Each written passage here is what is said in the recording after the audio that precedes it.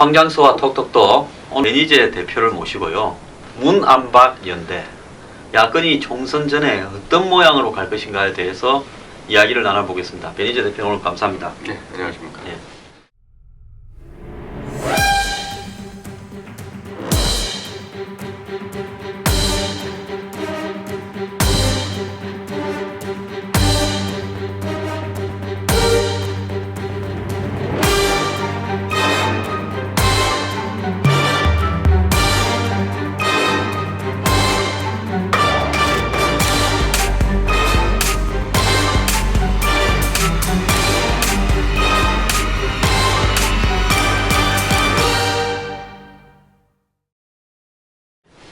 자, 변 대표님, 지금 문재인 대표가 YS 선거 이전에 문안박 연대를 하자라고 제안을 했습니다.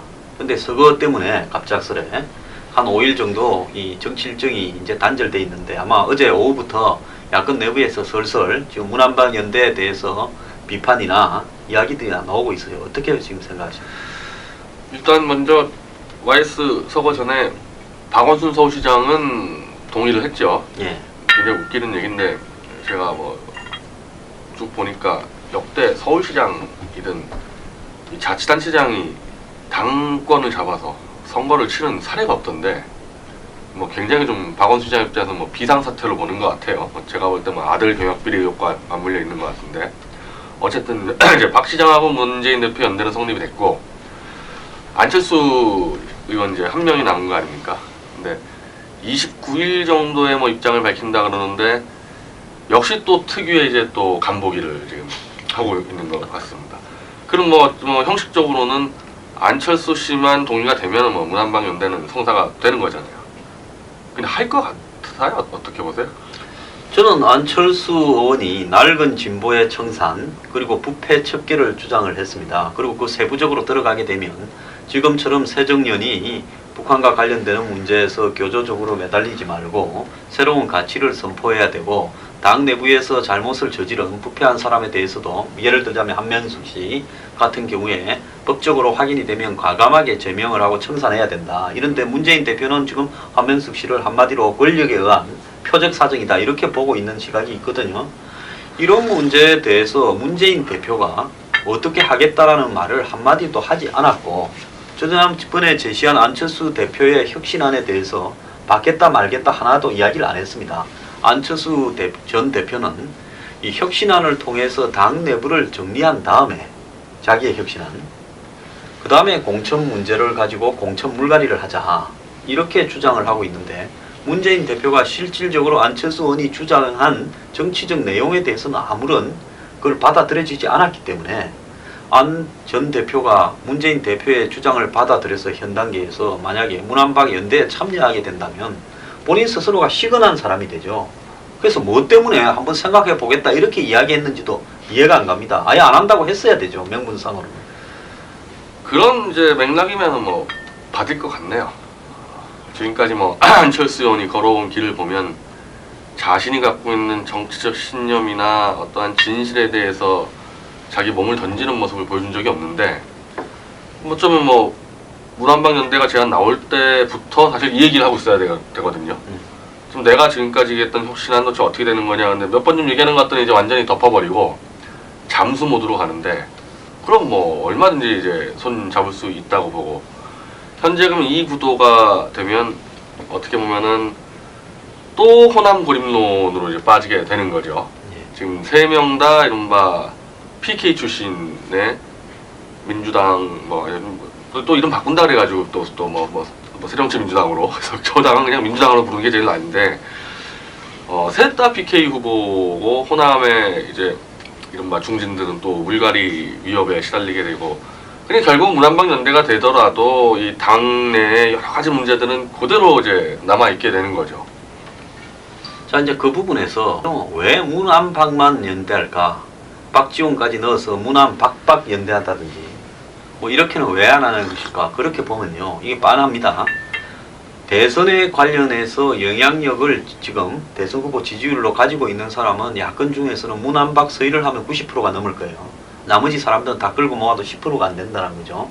그러니까 문재인 대표의 생각은 대선 관련해서 내가 1등이고 2등이 박원순이고 3등이 안철수니까 여기까지 딱 잘라서 우리끼리 대표 체제를 하자. 그리고 저는 말하지 않은 부분이 좀 있다고 봅니다. 문안박이라는 부분으로 가지고 공동 3자 대표로 가자. 그리고 그 밑에는 그러면 3자가 총선에 관련해서 의논을 좀 하게 되면 그러면 3자가 공천 지분들도 좀 가질 수 있지 않겠느냐, 이런 말은 물밑에서 한마디로 알아먹으라고 말하지 않으면서 던지고 있는 화두라고 봐요. 자, 이런 부분에서 지금 솔직히 박원순 시장이나 안철수 의원이 뭐 자기 식솔들이 굉장히 단출하잖아요. 그렇기 때문에 이 사람들 한 10개씩 챙겨주기는 뭐 문재인 대표로서는 뭐 명분을 갖추고 끌어들이기에 문제가 없다. 근데 가장 부담스럽고 또 가장 청산해야 될 대상이고 자신의 대권 길에 장애가 된다고 생각하는 사람들은 동교동, 그 다음에 호남 정서를 가진 의원, 이런 사람들이 제일 불편한 겁니다. 그래서 이 사람들을 고립시키기 위해서 문안박 연대를 주장한 거죠. 그런데 이제 여기에 대해서 박지원 의원 같은 경우에는 문안박이면 설 다 PK인데 그럼 PK 연대지 그게 문안박 연대냐, 호남 고립구도 아니냐라는 이런 문제가 제기되고 있는 거죠. 귤이 나눠먹는다 했을 때 뭐 사실 지금 현재 구도로만 볼 때는 저 PK 3명이 모였지만 PK 지역에서 지금 승리를 장담을 못 하잖아요.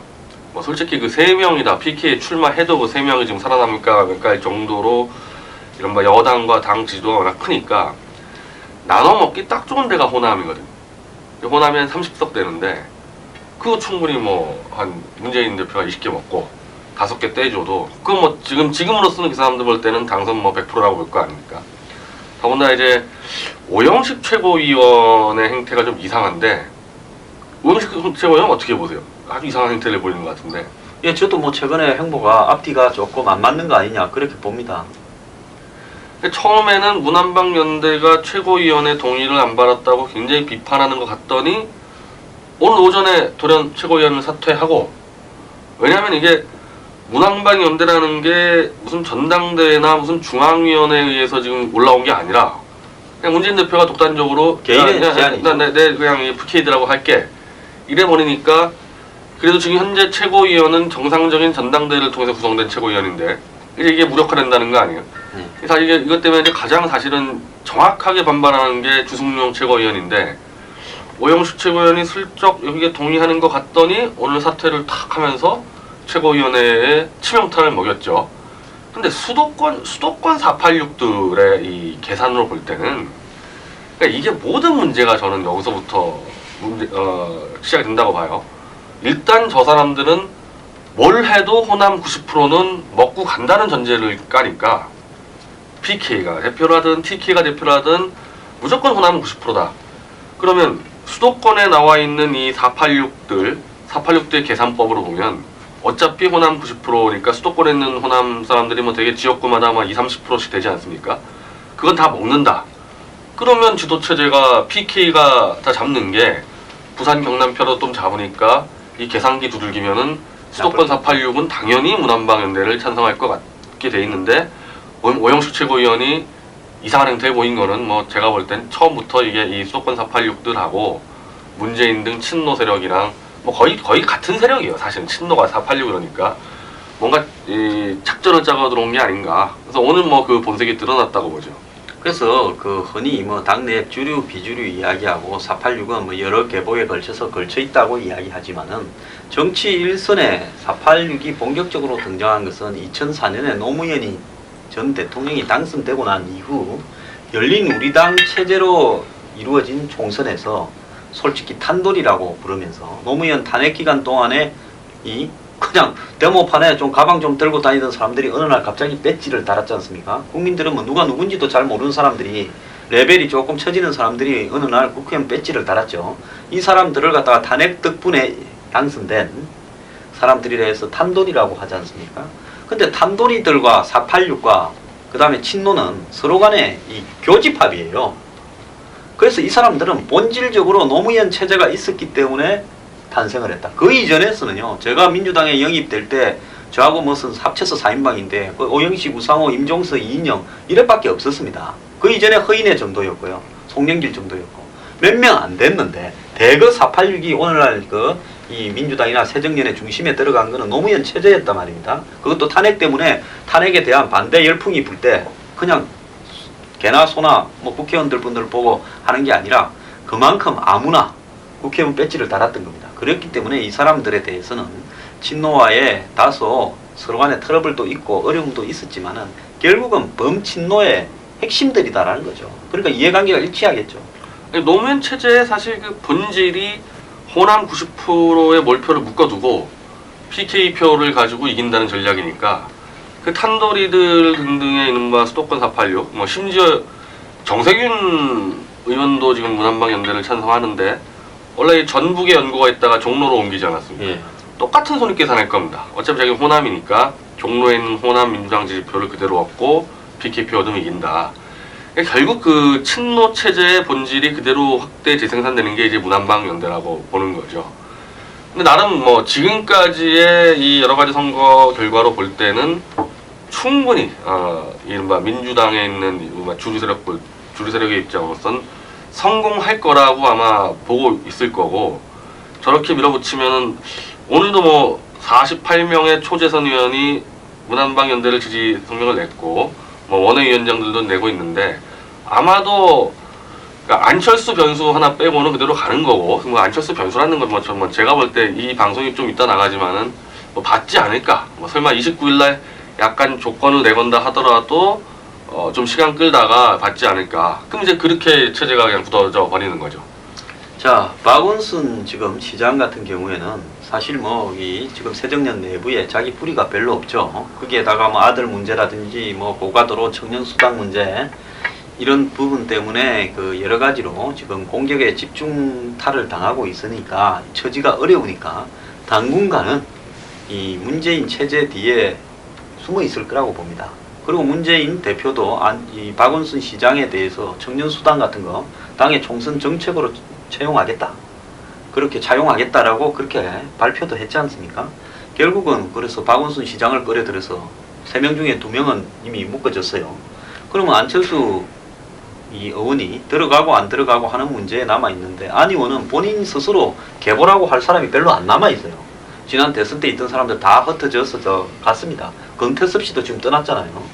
그러면 안 의원은 지금 비주류에 얹혀있는 행국인데, 비주류는 안 의원 니 혼자 들어갈 게 아니라 통합선대위나 공동선대위를 만들어서 문재인 의원도 거기에 대표도 원오버댐, 그리고 박원순도 원오버댐, 안철수도 원오버댐, 박지원도 원오버댐, 주성영도 원오버댐, 나갔던 뭐 이 박주선 이런 사람도 다시 끌어들여서 원오버댐으로 이렇게 하자, 이걸 이야기하는 거 아니에요?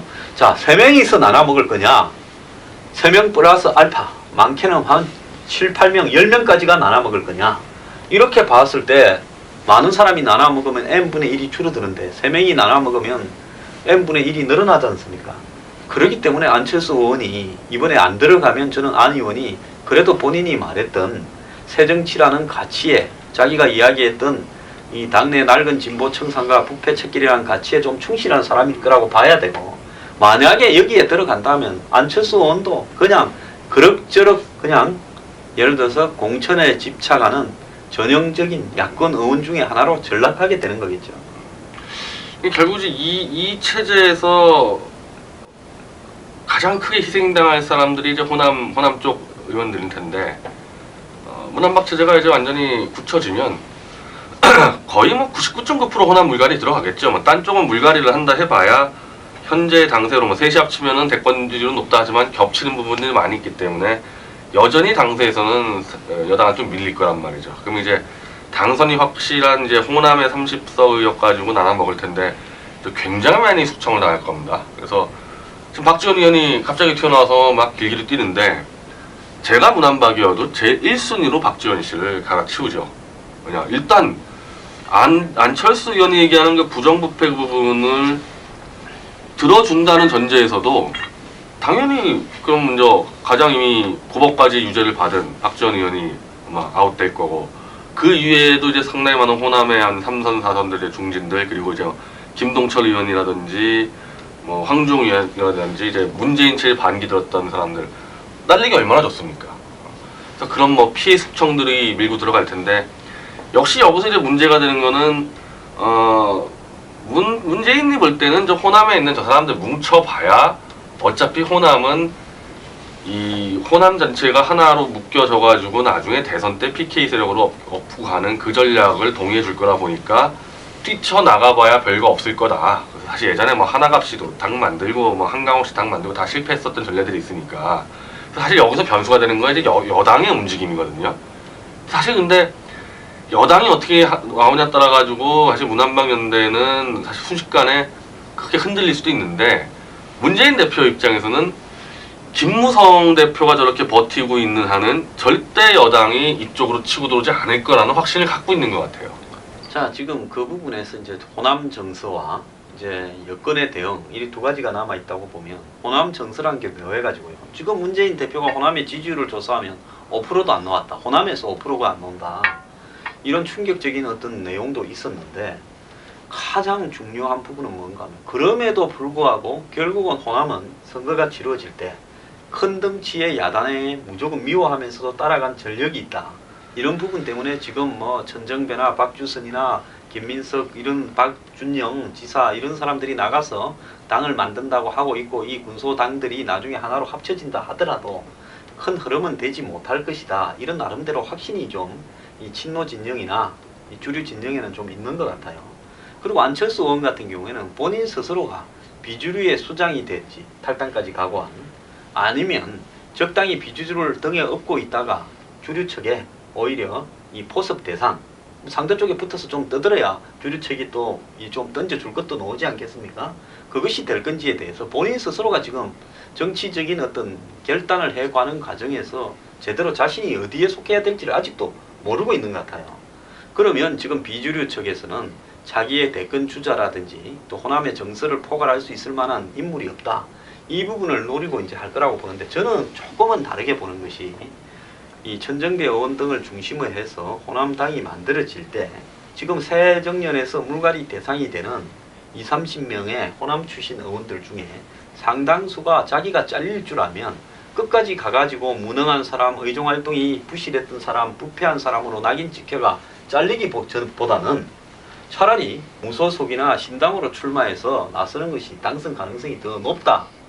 이렇게 보고 그런 선택을 할 수 있다고 봐요. 그래서 한 10명, 20명이 움직이면 교섭단체가 저쪽에서 만들어질 가능성도 있다고 봅니다. 그렇기 때문에 최대한 시간을 늦게 끄면서 물갈이에 착수하는 시기를 늦추고 있겠죠. 그것이 지금 여야가 일치했어요. 여당도 마찬가지입니다. 김무성 대표는 현 체제대로 밀고 나가면서 박근혜 대통령이 뭐 진실한 사람 이야기를 하는 부분에 대해서 그렇게 할 수 있는 기회를 갖다가 없애려고 하는 게 본인의 최대한 목적이겠죠. 그러면서 외견상으로는 박 대통령과 충돌하는 모습을 전혀 비치지 않으려고 지금 하는 거 아닙니까? 그래서 양쪽의 이해가 일치하기 때문에 선거구 획정이라는 것이 다음 선거의 어떤 출발의 기본인데 이 선거구 획정을 연말까지 안 할 가능성이 저는 있다고 봐요. 이러면서 솔직히 말하면 여야에서 탈당하려는 사람들이 탈당의 타이밍을 놓치도록 하려는 거예요. 그래서 마지막 미련을 갖고 남아있다가 앉은 채 죽게 하는 거예요. 그런 부분에서 여야의 이해관계가 현재 일치하고 있는 게 아닌가 이렇게 봅니다. 그러니까 이런 전략이 이른바 계속 진행이 될 수 있는 그러니까 사실 여야 내부적으로 굉장히 심각한 이 좀 무능 혹은 구태들이 지금 막 축적돼서 그냥 국회의원에 대한 물갈이로는 90%가 넘어가는 거 아닙니까? 이 문제 때문에. 그런데도 불구하고 이른바 뭐 이 현재 체제를 이제 김무성 문재인 체제라 규정할 수 있는데 이게 밑바닥에서 완전히 흔들리는데도 이게 그 계속 욕을 먹어가면서 계속 끌고 갈 수 있다. 시간까지 끌고 심지어 법정 시한인 선거구 획정도 넘겨버리고 지금 심심치 않게 의원 정족수를 더 늘리는 얘기들이 나오고 저는 이게 예전 같았으면 절대 이런 일이 불가능할 거라 보는데 이른바 삼김시대 얼마 안 됐습니다. 뭐 기껏해야 뭐 노무현 정권 이전으로 따지면 뭐 10몇 년 전인데 그때 같은 경우는 이른바 삼김을 중심으로 돼가지고 아주 강력한 인재 영입 전쟁들이 벌어지지 않았습니까? 신인을 영입하는 것도 영입하는 거지만은 상대 진영에서 그래도 바른말 하는 사람도 있으면은 탁탁탁 쳐가가지고 동교동하고 상도동 왔다 갔다 하는 사람들도 많아요. 굉장히 많죠. 김상현 의원 같은 경우 왔다 갔다 하는 거고. 강삼재 의원도 그랬고요. 어떻게 보면 노무현 대통령도 상도동에 있다가 동교동으로 옮긴 셈이고. 네. 그러니까 이 상대 측에서 바른말 하는 사람, 지금으로 따지면 대표로 조경태 의원 같은 사람 아닙니까? 새로운 민주당에. 저랬으면 이제 삼김시대였으면 당연히 반대파에서 극진한 예우, 그 당시 기준으로는 최소한 부총재 정도 자리 주고 영입을 해가는데, 그러니까 이게 어떻게 견제가 됐거든요. 지금은 제가 볼 땐 문재인이 김무성이 탁 야합이 돼서 어떤 경우도 상대의 인재를 영입하지 않겠다는 뭐 암묵적 야합이 돼 있는 것 같아요. 그렇기 때문에 저렇게 마음 놓고 저렇게 갈 수가 있는 거 아닙니까? 그리고 또 더 나아가서 예를 들어서 지금 외견상으로 좌파 진영의 평론가들조차도 총선 결과가 새누리당 180, 새정년 120 정도 될 거다. 그러면 국회 선진화법이 무력화되는 수준의 의석을 여당이 얻을 것 같아. 이렇게 이야기를 하고 있습니다. 그렇다면 교과서 국정화 문제라든지 뭐 폭력 시위에 관한 뭐 폭력 진압 논쟁 이런 것들이 표를 얻을 수 없다는 걸 본인들도 너무 잘 알고 있어요. 그렇다면 야당이 빨리 여기서 발을 빼고 선거가 질 것이 거의 100%라고 되면 과거에는 기존에 있는 의원을 야당 쪽에서 거의 절반 이상은 물갈이하면서 또 비판해온 이런 것까지 다 넣으면서 야당을 혁신하는 이런 노력을 하게 돼 있는데, 야당은 120석이 돼도 좋으니까 그냥 이대로 가겠다라는 이런 입장을 띠고 있고요. 그 다음에 이것이 또 여권에는요, 한마디로 굉장히 안 좋게 작용하고 있어요. 지금 새누리당이 웰빙 의원이라고 부르는, 그야말로 이름도 국민들이 잘 모르는 덧보잡 국회의원들이 새누리당의 국회의원을 하고 있는데, 야당이 이런 식으로 선거가 진다라는 것이 결정적이라고 자기 편 평론가들도 이야기하고 있음에도 물갈이를 안 하니까 새누리당은 이대로만 가면 선거에 이긴다 이렇게 되다 보니까 새누리당 스스로도 예를 들어서 뭐 조경태 의원을 영입하든가 또 새누리당에 지금 뭐 비판받는 일도 안 하는 이런 의원들을 물갈이 한다든가 이런 부분이 나설 이유가 없어진 겁니다. 그래서 그냥 지금대로 시간만 끌고 가다가 조용히 선거를 치르고 야권은 교과서 떠들고 폭력 진압 떠들면 그냥 이건 우리한테 좋은 거다 이렇게 끌고 가려고 그래요. 그럼 여기서 지금 박근혜 대통령은 진실한 사람을 선택해달라, 내지는 배신의 정치를 심판해달라, 놀고 먹으면서 일은 안 하는 국민의 혈세를 낭비하는 국회의원을 심판해달라 이랬는데, 박근혜 대통령의 그런 어떤 물갈이에 대한 이 의견이 여야 어느 쪽에도, 특히 여권에는 어떻게 관철될 수 있을지 저는 의문입니다. 역대 총선에서 사실은 대통령이 판을 주도하지 않은 선거가 없는데 이건 너무 당연한 거예요. 여당이 왜 여당입니까? 집권을 한 그 정부가 자기 뜻에 맞는 정책을 관철시키기 위해서는 과반 이상, 지금으로선 181석 이상입니다. 현재는 선진화법 때문에. 그거를 확보해야 되기 때문에 당연히 대통령이 주도해서 국민들에게 이런 방향으로 가기 위해서 이런 정도의 의석을 만들어달라고 얘기를 하려다 보니까 구태 정치를 갈아치고 새 인재를 영입하고 이렇게 했던 건데, 지금 이 시점까지 볼 때 현재 박근혜 대통령은 전혀 총선에 아무런 자기 비전이나, 나쁘게 말하면 개입이고요, 좋게 말하면 대통령의 비전을 얘기하는 거거든요. 그게 전혀 없기 때문에 이런 구태가 지금 문재인 김성수에서 벌어지고 있는 거죠. 예를 들면은 95년도에 지자체 선거 때 DJ가 정계 복귀해가지고 그때 지역 등권론 내서 사실은 지자체 때 압승하지 않았습니까? 이 DJ 세력이랑 김종필 세력이랑. 그 완전히 이제 YS가 된 대통령인데 엎어졌는데, 그 다음 총선 때는 YS가 깃발리면서 어마어마한 물갈이를 했죠. 그래서 그때 영입한 이재호, 김문수, 홍준표, 안철수 다 들어갔죠. DJ 세력을 완전히 이겨버렸다고요. 총선 때 같은 경우는 대통령이 앞장서가지고. 그러니까 어떤 판을 짤 때 대통령이 들어오냐 안 들어오냐에 따라서 상당히 변수를 봤는데, 지금 김무성 문재인 쪽에서 볼 때는 대통령은 안 들어올 거라고 확신하는 것 같아요. 아니면 들어와 봐야 이거 막아낼 수 자신이 있다. 그러니까 뭐 욕을 먹든 안 먹든 마음 놓고 자기들 패거리들 챙기면서 가는 거고, 국민들 입장에서는 선택의 여지가 없게 만드는 거죠. 어차피 둘 중에 하나. 그러면 그대로 찍던 대로 찍는 겁니다. 이쪽이 좋아서 찍는 게 아니라 저쪽이 싫어서 찍는다. 그러면 결과적으로 지금하고 비슷하게 한 160대 140, 170대 130 요렇게 구도가 가면은 이 사람들에게 가장 해피한 결과가 나오는 거죠. 대통령도 이제 힘이 없고, 그러면 총선 끝나자마자 또 여전히 하고 싶어하는 내각제 개헌, 이원정 개헌 갈 수 있는 거고. 사실 지금은 어떻게 보면 대통령이 굉장히 큰 직무위기를 하고 있는 거예요. 그 야당 입장에서는 어차피 총선 좀 져도 이 문재인 대표 친노가, 주류가 당권을 유지하는 것이 중요하고, 총선을 좀 져도 DJ 대통령은 불과 72석인가 뭐 74석인가 그걸 갖고 새정치국민회의에서 대통령에 당선됐는데 의석 숫자가 크게 중요하지 않다. 어차피 전력을 다해도 뭐 과반수 되기는 쉽지 않을 것 같다. 이런 입장에서는 총선에서 승리하는 것보다 안정적으로 총선 이후까지 친노가 유리한 의석 구조를 가져가자. 그리고 대권은 총선하고는 다르니까 일단 당에서 패권만 안 뺏긴다면 대선에서는 승리할 수 있다 이렇게 생각하는 것 같고요. 김무성 대표는 어차피 지금 이기는 마당에 대통령이 물갈이할 명분은 없다. 현재 있는 현역들을 거의 중심으로 해서 갖고 가면서 뭐 이 전략 공천이든 우선 추천 공천제든 일부만 수용해주면 타협이 되지 않겠느냐. 지금 이렇게 가는 겁니다. 그러니까 역사상 정치권에서 듣도 보도 못한 여야가 공생을 하기 위한 총선 전략을 쓰고 있다. 저는 그렇게 봐요. 대선은 이 사람들 입장에서는 전혀 문제가 안 되는 게 이원 집정제 개헌하게 되면은 대통령하고 총리하고 나눠 먹으면 되는 거고 대통령 하나만 나눠 먹는 게 아니죠. 총리는 뭐 3개월마다 자기들끼리 마음껏 바꿔가지고 이재호도 총리하고 박지원도 총리하고 서로 왔다 갔다 할 수 있습니다. 그런 판을 구상하고 있기 때문에 서로 과반을 넘길 이유도 없고 선진화법을 깰 이유도 없고 압승을 거둘 이유도 없는 거죠. 일단 자기 패거리들만 살아남으면 되는 겁니다. 그러니까 여러분은 지금 역사에 듣도 보도 못한 희한한 총선을 보고 있는 겁니다. 총선에서 죽어도 이겨야 되겠다. 또 그리고 이기기 위해서 과감한 물갈이나 국민을 향한 개혁 인사 등용을 해야 되겠다. 이런 부분이 여야에도 다 없고 또 총선 결과도 대충 예측이 되고 있으면 야당이 지는 선거가 100%라 그러면 야당이 과감한 물갈이를 하게 되면 여당도 이런 상태로는 이길 수가 없다. 야당이 저렇게 물갈이하는데 어떻게 이기냐. 이렇게 해서 여당도 물갈이하면서 물갈이 경쟁이 벌어지는 그런 걸로 가야 되는데 19대 국회에 대해서 국민들은 물갈이해라. 정말로 일도 안 하고 무능하고 부패했다. 이런 비판이 역대 어느 국회보다도 더 높은데도 불구하고 그 원성은 외면한 채 둘 다 적당히 가자. 일단 총선만 치러서 당의 패권만 잡고 있으면 총선 뒤에는 어떤 행태로든 먹고 살 길은 생긴다. 이렇게 생각하는 것 같아요.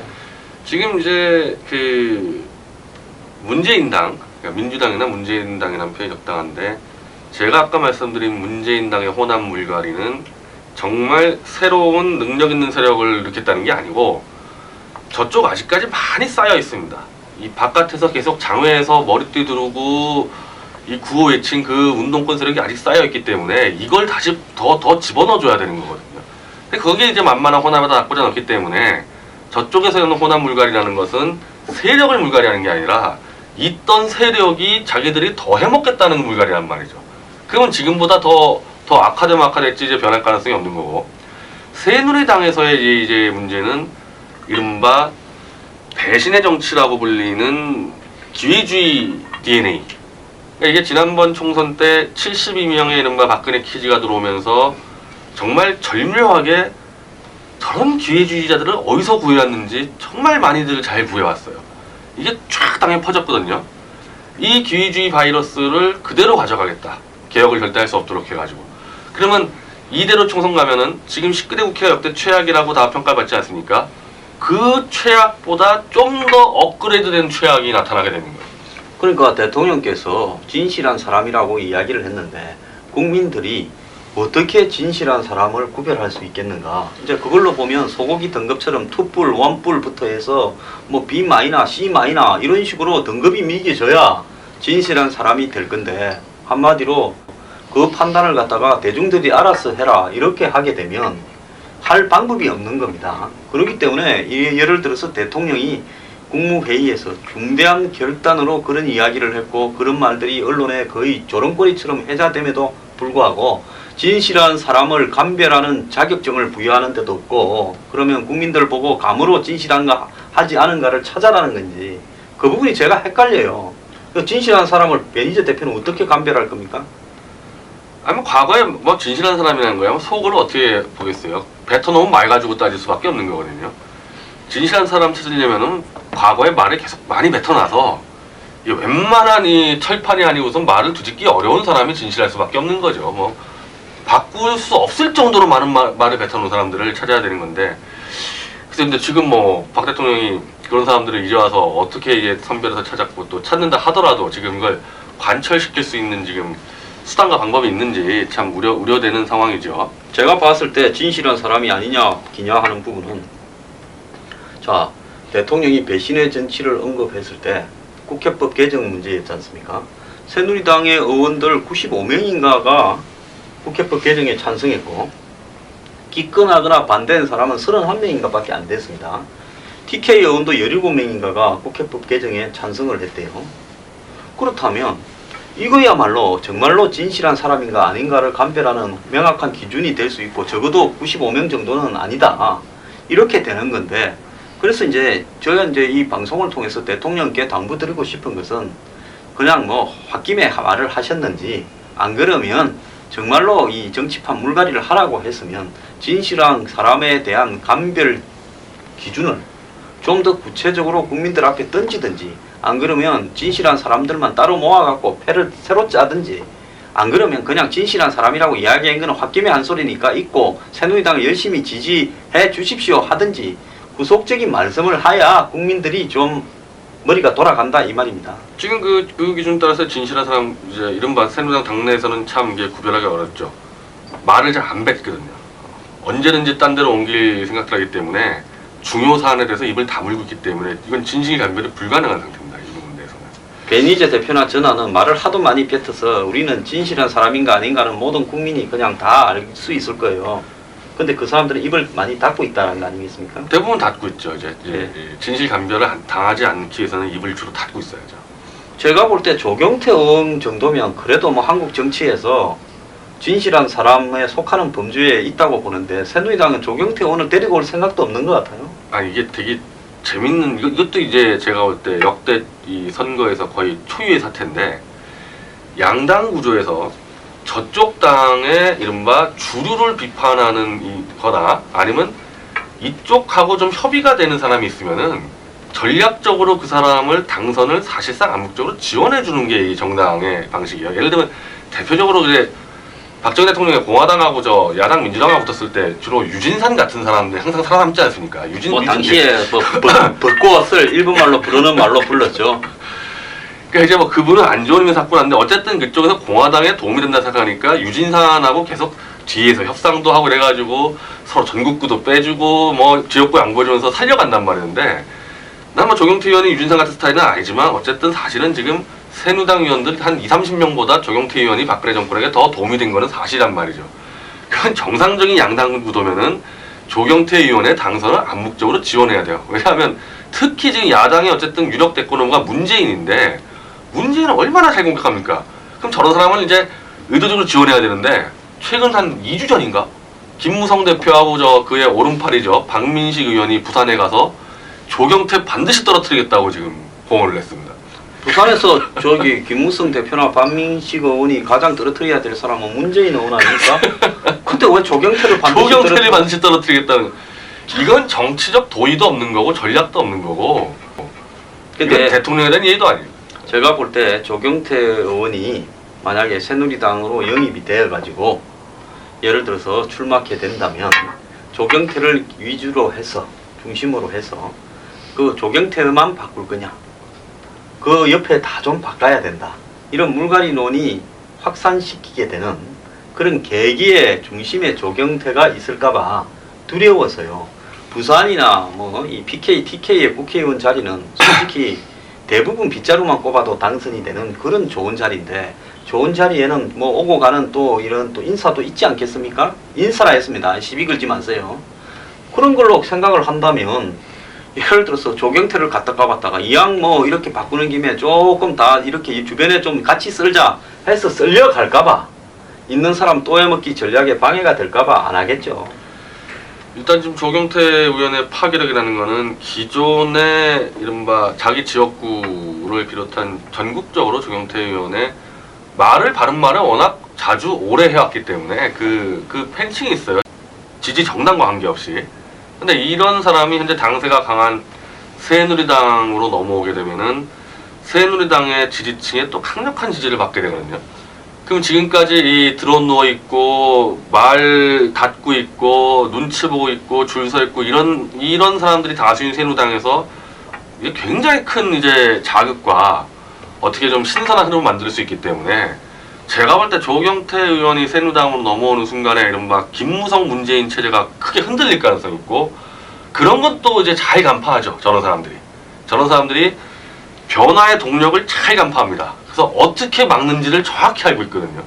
근데 당연히 김무성 대표는 이제 측근들과 함께 조경태를 떨어뜨리겠다고 지금 공언하고 다니는 거죠. 자, 이게 떨어져야 될 사람들은 오래 붙어 있고 붙어야 될 사람은 이 떨어뜨리기 전략이 되고 있는 여야의 희한한 공생 위주의 총선 전략이 정말 이렇게 탁월한데요.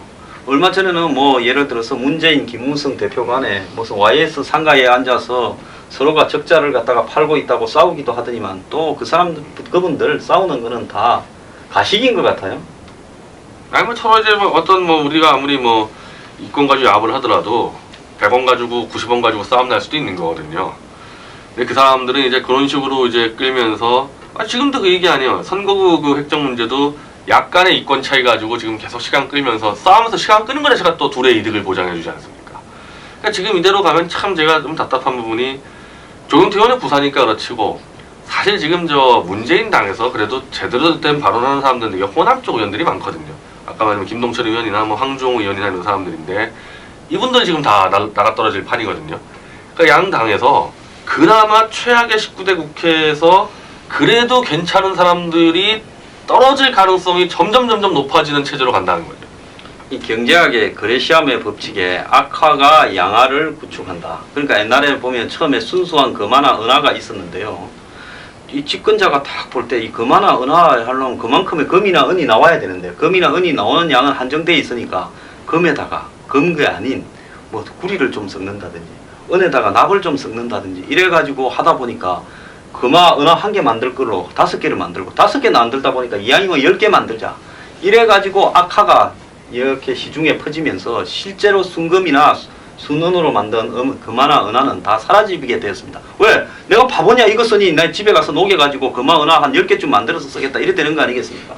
그러니까 악화가 양화를 구축한다 해서 그레시암의 법칙이라는 게 생겼는데 우리나라 지금 정치판이 돌아가는 걸 보면 정확하게 이 좀 질이 안 좋은 국회의원들이 질이 좋은 사람들을 추방하고 그나마 물갈이조차도 막고 있는 게 아닌가 이렇게 생각이 들어요. 지금 그 야합 체제의 이제 아마 결정판이 이제 김무성 이 체제 같은 경우는 그대로 들어누워서 지금 굴러가고 있고 문재인 체제가 아까 흔들리지 않았어요. 이 흔들리는 거를 이제 안철수, 박원순을 끌어들여서 또 막는다. 결국 이제 야합 체제의 결정판이 될 가능성이 높은데 근데 또 이제 원칙과 신념과 철학 없이 계속 이렇게 잔머리로 야합하다가는 또 결국 또 빈틈이 생기는데 저는 현재까지는 문한박 체제가 구성될 거라고 보고 근데 워낙에 서로들 철학 없이 이권으로 뭉쳐있기 때문에 처음에는 10원 가지고 싸우다가 이게 10원이 막 100원 되고 1000원 가지고 한 만원 넘어가기 시작하면 살인 나는 수가 있는 거거든요. 저는 그래서 아무리 이 사람들이 잔머리를 써도 결국 그 자기들끼리 이권 싸움이 얽히고 설키면은 이 밑에서의 큰 흐름에 그냥 쓸려가는 수도 있을 것 같다. 물론 그거는 이제 어떻게 보면은 바닥에서 일어나는 힘을 얘기하는 거고 원칙적으로는 현재는 대통령이 아주 심각한 직무유기를 하고 있기 때문에 대통령이 결단했을 때는 큰 흐름 생길 수가 있죠. 저는 대통령이 예를 들어서 진실한 사람 이래 이야기를 하면 우리가 그 영화에 보면 예를 들어서 마피아의 보스가 누구 죽여라고 이야기하지 않지 않습니까? 신보 보고 뭐라는 거 하면 좀 그러네 저 친구 이러면 알아서 그냥 처리를 하고 오지 않습니까? 그러면 친박이 대통령이 진실한 사람 이렇게 이야기를 했으면 그 친박 핵심들은 대통령의 뜻을 받들어서 진실한 사람들로 국회를 채우는 작업에 총대를 매야 될 건데 이제는 친박 핵심이라고 자처하던 사람 입에서 반기문 대통령 친박 실세 총리 이야기가 나오니 제가 볼 때 이 대통령을 모시는 사람들도 진실하지 못한 사람인 것 같아요. 어째 생각하십니까? 사실은 이른바 친박 세력이라는 건요. 저는 뭐 여러 차례 얘기했지만은 뭐 YS나 DJ 세력, 친노 세력은 물론 이른바 친 MB 세력보다도 좀 떨어지는 사람 이 수준 자체가.